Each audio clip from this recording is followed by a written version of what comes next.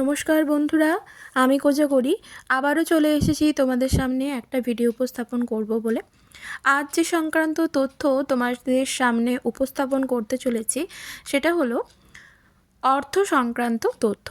বন্ধুরা, যারা প্রচুর ধার দেনাতে জর্জরিত বা এমন কিছু মানুষ আছো যারা প্রচুর অর্থ রোজগার করছো কিন্তু সঞ্চয় করে রাখতে পারছো না, এক জায়গায় সঞ্চিত করছো ঠিকই, কিন্তু সেই সঞ্চিত ভাণ্ডারে এমন পরিস্থিতি আসছে যে সেই সঞ্চিত ভাণ্ডারে তোমাকে হাত দিতে হচ্ছে।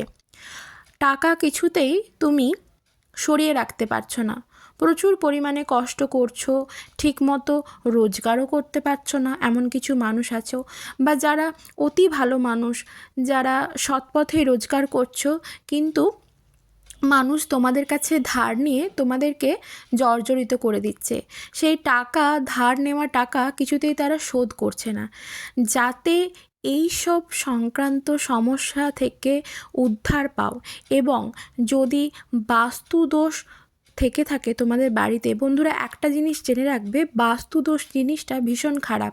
যদি কারোর বাড়িতে বাস্তুদোষ থেকে থাকে না, তার অর্থ সংক্রান্ত নানান সমস্যা বলো, শারীরিক সমস্যা বলো, বাড়ির মধ্যে বিশেষ করে নেগেটিভ এনার্জির প্রবেশ খুব প্রচণ্ড রকমের ঢুকে যায়, যার থেকে আমরা বিপদে জরাজীর্ণ হয়ে যাই। এই সব কিছু সমস্যার সমাধান থেকে চিরতরে মুক্তি পাবার জন্য বন্ধুরা, যে মাস চলছে মাঘ মাস, সেটা মা লক্ষ্মীর অতি পছন্দের মাস। আর এই মাঘ মাস এতটাই শুভ যে এই মাসে মা রটন্তী কালীরও পুজো হয়ে থাকে। তারপর পূর্ণিমা তিথিটা তো আগামীকাল আমরা পার করে ফেললাম। এই মাস এতটাই শুভ যে এই মাসের জন্য আমরা সনাতন ধর্মাবলম্বী মানুষেরা অপেক্ষায় থাকি শুভ দিন হিসেব করে।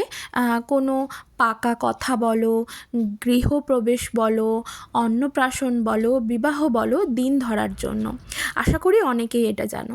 তো আমি যেহেতু আগামীকাল শুক্রবার, এই শুক্রবার দিন আমরা সকলেই জানি বৃহস্পতিবার, এবং শুক্রবার হলো মা লক্ষ্মীর বার, যেটা আমরা বাঙালিরা বৃহস্পতিবার মানি মা লক্ষ্মীর বার হিসেবে। আর আমার কিছু যারা অবাঙালি বন্ধু আছো বা যারা অবাঙালি বন্ধুরা আছেন, তারা কিন্তু শুক্রবার দিনটা মা লক্ষ্মীর বার হিসেবে ধরে। তো বন্ধুরা, যেটা করতে হবে, বাজার থেকে তোমাদেরকে আগামীকাল 4টে জিনিস কিনে নিয়ে আসতে হবে। সেটা আগামীকালই কিনে নিয়ে আসতে হবে এমন কোনো মানে নেই, তোমরা আজও কিনে নিয়ে আসতে পারো, আজ বৃহস্পতিবার কিনে নিয়ে আসতে পারো, নিয়ে এসে সম্পন্ন করতে পারো, বা মাঘ মাস চলাকালীন এই ক্রিয়াটি সম্পন্ন করো বৃহস্পতিবার অথবা শুক্রবার দিন। ঠিক আছে? কি জিনিস নিয়ে আসবে, কি প্রক্রিয়ায় কি সম্পন্ন করবে, সবটাই বলবো। তো চলো তার আগে একটু ইন্ট্রোটা দিয়ে ফেলি। বন্ধুরা, আমি ওমের মা চ্যানেলে তোমাদেরকে আবারও সুস্বাগতম। আশা করি সকলে খুব ভালো আছো, সুস্থ আছো, আমিও ভালো আছি। তোমাদেরকে তো আগেই জানালাম, আমি অর্থ সংক্রান্ত নানান সমস্যা থেকে সমাধান করার জন্য, মুক্তি লাভের জন্য তোমাদের কিছু টোটকা উপাচার শেয়ার করব, যেগুলো করলে তোমরা হাতে নাতে ফল লাভ করবে। বন্ধুরা, এই ক্রিয়াগুলি যেগুলো আমি তোমাদের সাথে আলোচনা করব, সেই ক্রিয়াগুলি আমি ধনতেরাসের দিন করেছিলাম। ঠিক আছে?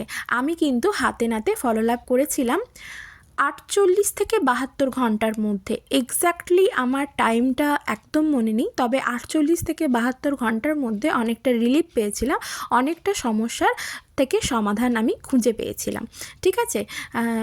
বাস্তু সমস্যা যদি থেকে থাকে তার থেকেও কিন্তু নিষ্কৃতি পাবে।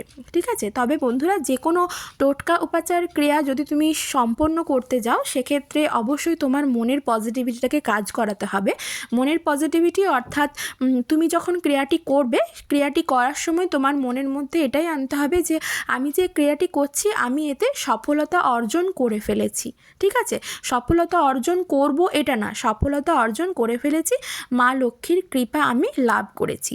মনের মধ্যে এই পজিটিভিটিটাকে কাজ করাতে হবে। আর সাথে কি করতে হবে? ভগবানের ওপর আস্থা আর বিশ্বাসটা রাখতে হবে, তাহলেই তুমি উপকৃত হবে।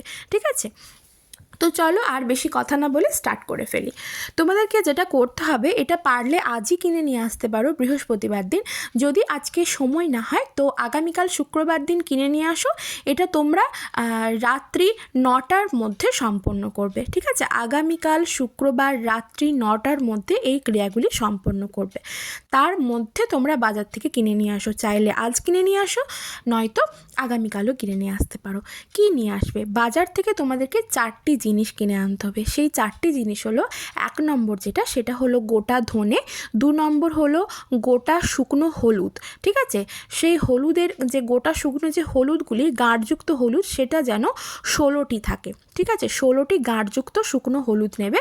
হলুদগুলি যেন হলুদ কালারেরই হয়, মানে কালো কালারের হলুদ যেন না থাকে, ঠিক আছে? কালো কালারের যে হলুদগুলো থাকে সেগুলো শনিদেবের পুজোয় কাজে লাগে, তাই জন্য বললাম হলুদ কালারের গোটা গাঁটযুক্ত হলুদ 16টি কিনে নিয়ে আসবে। তাহলে প্রথম যেটা হলো 1 নম্বর, সেটা হলো গোটা ধনে, 2 নম্বর গোটা শুকনো হলুদ 16টি, আর 3 নম্বর হলো 16টি পদ্ম বীজ, আর 4 নম্বর হলো সন্দক লবণ অর্থাৎ রক সল্ট, ঠিক আছে? যেটা আমরা পুজোর কাজে লাগাই, রক সল্ট।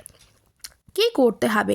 এই 4টি জিনিস যদি আমাদের ঠাকুর ঘরে রাখা হয় তবে কোনো দিনও অর্থাভাব থাকবে না তোমার জীবনে। বোঝাতে পারলাম? এই ক্রিয়াটি আমি নিজে করেছি তো, তাই তোমাদেরকে এতটা ভেঙে বোঝাতে পারছি। কি করতে হবে? একটা থালা নেবে, ঠিক আছে? ঠাকুরের একটা থালা নেবে বা র্যাকাব নেবে, হ্যাঁ ঠাকুরের নেবে, যেটা তুমি দৈনন্দিন ব্যবহার করো সেটা না, ঠাকুরের ব্যবহৃত একটি থালা নেবে বড় দেখে। তার মধ্যে রাখতে হবে, যেটা লাগবে সেটা হলো 2টো লাল কাপড়ের টুকরো নেবে।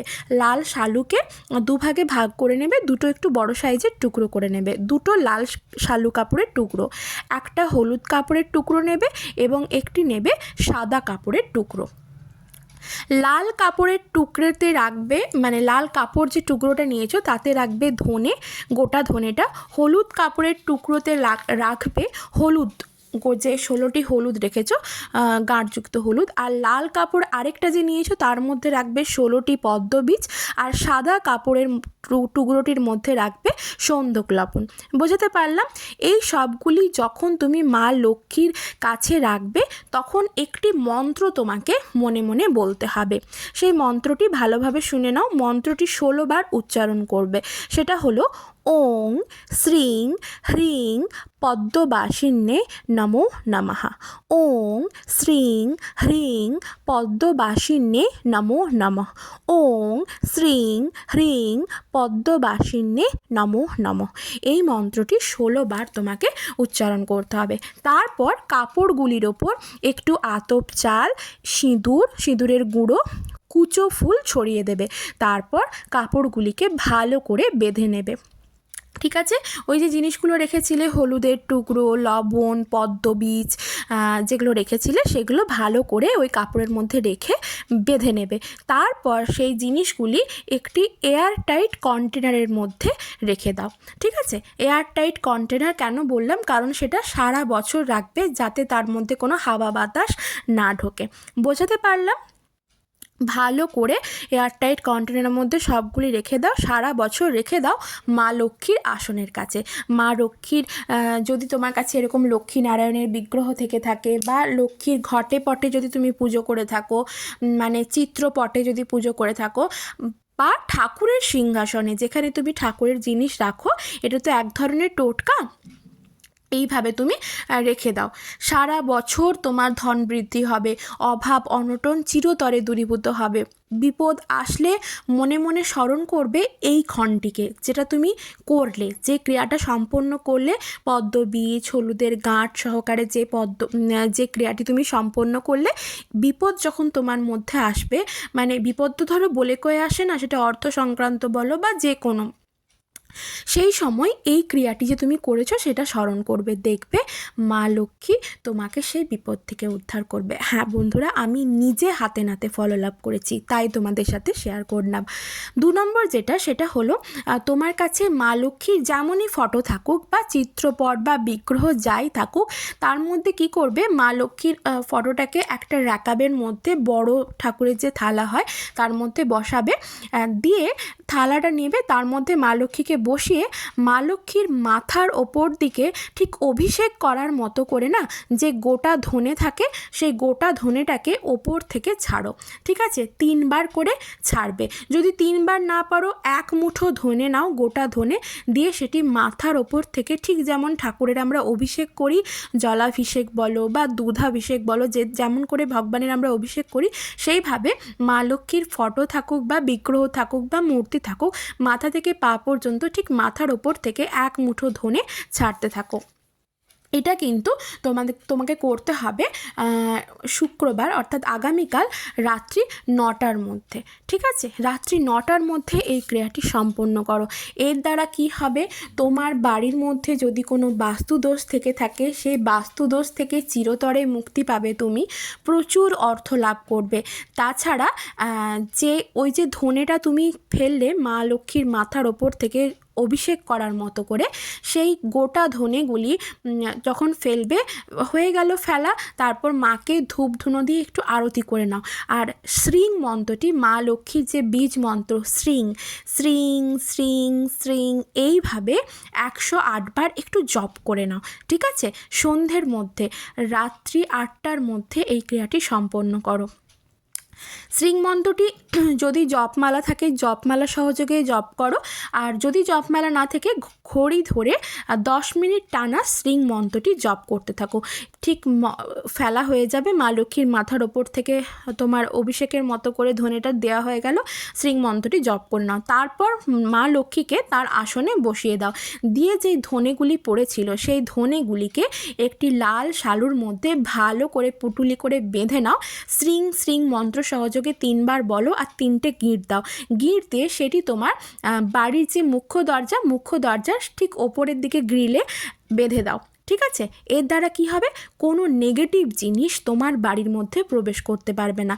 কোনো নেগেটিভ মানুষও যদি কোনো নেগেটিভ মনোভাব নিয়ে তোমার বাড়ির মধ্যে আসতে চায় না, সেই নেগেটিভ জিনিসটাকে অ্যাট্রাক্ট করে নেবে সেই গোটা ধনেটি। হ্যাঁ বন্ধুরা, ক্রিয়াটি করো, হাতে নাতে ফললাভ করবে। সকলে খুব ভালো থেকো।